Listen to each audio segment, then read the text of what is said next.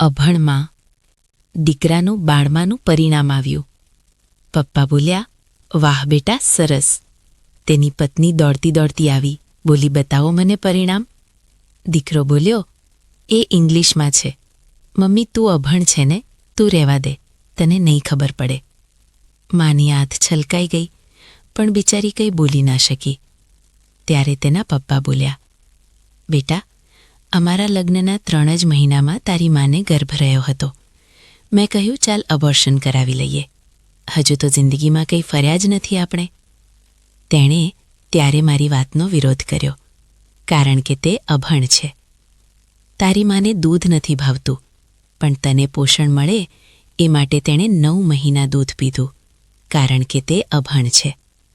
તને સવારે 7 વાગે શાળાએ મોકલવા, એ પોતે 5 વાગ્યામાં જાગીને તારા માટે તને ભાવતો નાસ્તો બનાવતી, કારણ કે તે અભણ છે.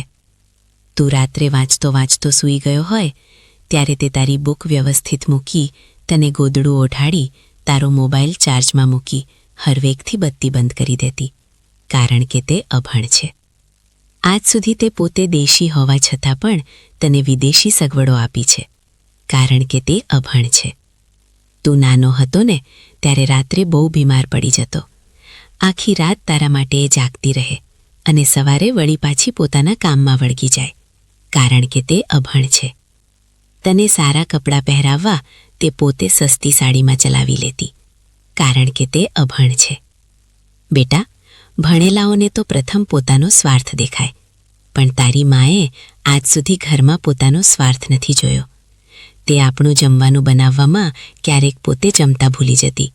તેથી હું ગર્વથી કહું છું કે મારી જીવનસંગીની અભણ છે. દીકરો આટલું સાંભળી રડી પડ્યો અને બોલ્યો, માં, હું તો માત્ર કાગળ પર જ 90% લાવ્યો છું, પણ મારા જીવનને 100% બનાવનારી પ્રથમ શિક્ષક તું છે. જે શિક્ષકનો વિદ્યાર્થી 90% લાવતો હોય તે શિક્ષક પાસે કેટલું જ્ઞાન હશે એ તો હું વિચારી જ ન શક્યો. માં, આજે 90% સાથે પણ હું અભણ છું અને તારી પાસે આજે PhDથી પણ ઊંચી ડિગ્રી છે, કારણ કે આજે મેં અભણ માના સ્વરૂપમાં ડૉક્ટર, શિક્ષક, સારી સલાહકાર, વકીલ, મારા કપડાને સીવતી ડિઝાઇનર અને બેસ્ટ કુક વગેરેના દર્શન કર્યા છે. રિસ્પેક્ટ ફોર ઓલ, માં.